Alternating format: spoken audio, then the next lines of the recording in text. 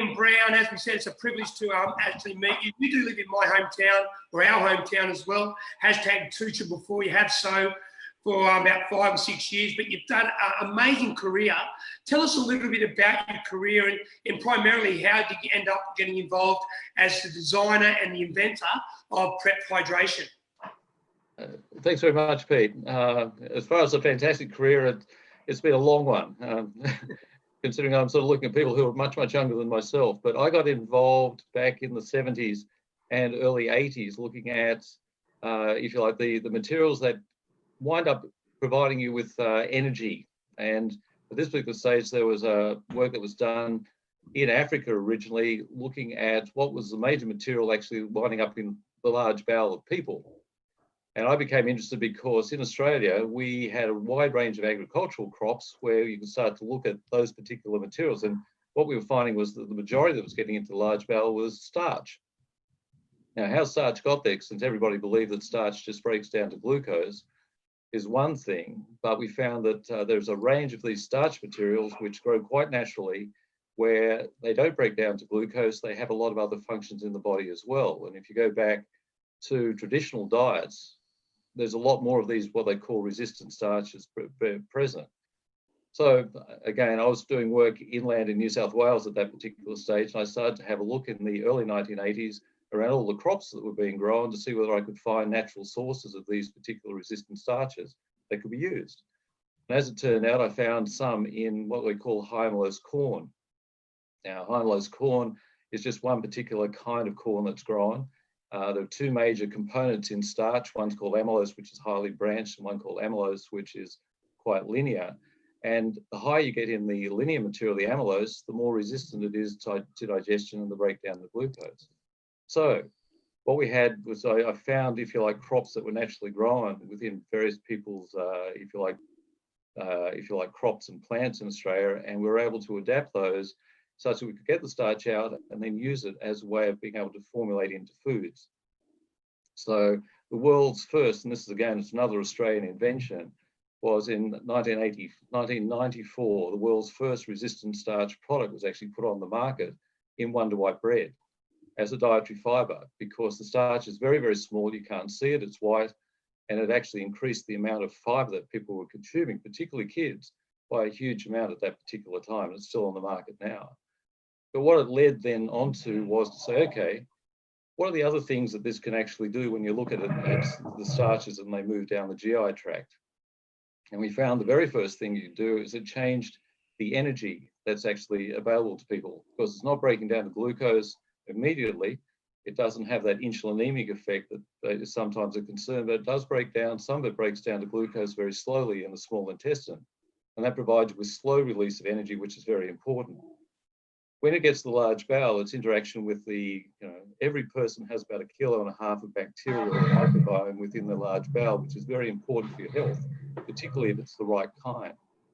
And the interaction in the large bowel was really what we studied over the next probably 20 years. This led on to all kinds of things that we sort of found, some of which was that the bacteria, when they grow and ferment in the bowel, they produce things called short-chain fatty acids, which reduce the pH. That's really important because it actually stops pathogenic bacteria. Next off, it actually, lower pH means that you get increased uptake of minerals, things like calcium, iron, magnesium, all are increased in terms of their absorption into the body. It also stimulates a range of other things that occur. And we found that it stimulated the use of energy, so the mobilization or utilization of body fat over carbohydrate. And so there's a lot of work we did which showed that you could increase the amount of fat that was being burnt in the body quite substantially by the amount of certain types of resistant starches that you were able to use. As we went down through this, it's being used at the present time in Japan for treating of ulcerative colitis, because it helps repair, if you like, the cells within the large bowel on people who suffer that particular condition. And we found it also was able to reduce pathogenic bacteria in the bowel itself, so it gave people a much healthier gut. But one of the things we found during this time was that we were looking at, in terms of hydration, there was a meeting that was held in 1993 where they were looking at a way of being able to get more water absorbed out of the large bowel. And there was a meeting that was held in the US at a conference between three people, one from India, one from Yale University, and one from Flinders University in South Australia, where they were looking for something that would do that. And just happens I was working with a gentleman from Flinders in South Australia, and we were showing that we could increase the amount of short-chain fatty acids that are being produced quite substantially. So that was the genesis, if you like, of looking at what then was a medical application, because we were looking at being able to treat the world's largest disease, which is, as you might imagine, is diarrhea. There are about 2.3 billion cases of diarrhea around the world a year, and it's a major killer, particularly of children in the third world. And so we did a lot of work in Africa, India, and Bangladesh with the Gates Foundation, finalising, if you like, a formulation which has now been approved by the FDA. But in all of that work, there are lots and lots of different kinds of resistant starches. And one of the things we wanted to, in fact, have a look at was what other ways could we use it by influencing the microflora within the gut to help with people who also have issues with hydration. One of that was certainly in terms of athletes, but we also looked at the defense forces, we looked at firefighting, we looked at mining and other places where people are subjected to very, very hot conditions.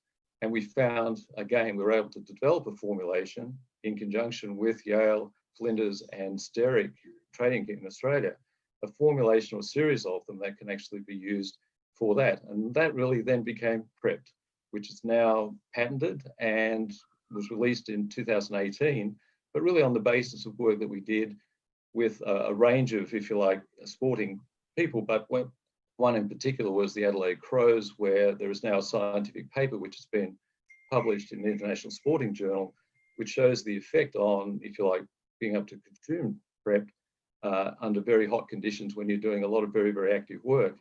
And that's where I sort of pass it over to Tim and to Steve, because they're the ones who are doing this under the most intensive conditions and performing extremely well. Yeah, thanks. That's Dr. Ian Brown, of course, the man who invented this amazing product called PrEP. You are watching Try Buzz with Muzz, our first ever product show. It's great to have the PrEP team. Got two great ambassadors there, as we mentioned. Tim Reed, Ironman 70.3 world champion, and of course, Ironman 70.3 champion as well in Steve McKenna. Just in product. And Tim Reed, you're kind of a special relationship with PrEP, because before you were an ambassador and a sponsored athlete, you used this hydration formula in your training, and you loved it that much that you actually approached the team to form the partnership. Yeah, I think part of being a professional athlete is finding ways to be as good as you can be, whether that be nutritional or through new equipment on your bike. And I knew PrEP was out there, and was really fascinated, especially because I have a really high sweat rate with big sodium losses that made it was always made racing in intense heat quite hard for me, especially over 8-hour races. And so I did a lot of testing, like several months of trialing. I would do sub-threshold tests on the bike, typically 10 minutes at 130, 10 minutes at 140, back down, that sort of heart rate, steady heart rate work. And interestingly, there was a real pattern there, and I thought this is quite significant, and it actually matched up really well with all the literature that's out there. And so I came away from it being like, this is not another sports nutrition gimmick. This is real science, and obviously the founders and main investors are universities, so they're not going to jump on board something that doesn't have the right studies behind it to fully support their claims. And it's been really good for me. I've had some fantastic races in the heat since. I had my best race in Kona last year using PrEP, and I've got very little doubt in my mind that it gives an athlete a significant edge. And yeah, I'm been really lucky, I think, to get on board with PrEP, and I'm a proud ambassador as well, because I think there's so much stuff out there. If you're on social media and you're into sport, you're getting ads every day, and there's not much out there that really has proper controlled studies like these guys have done. So yeah, it's been a real great partnership for me, and a product I really do believe in.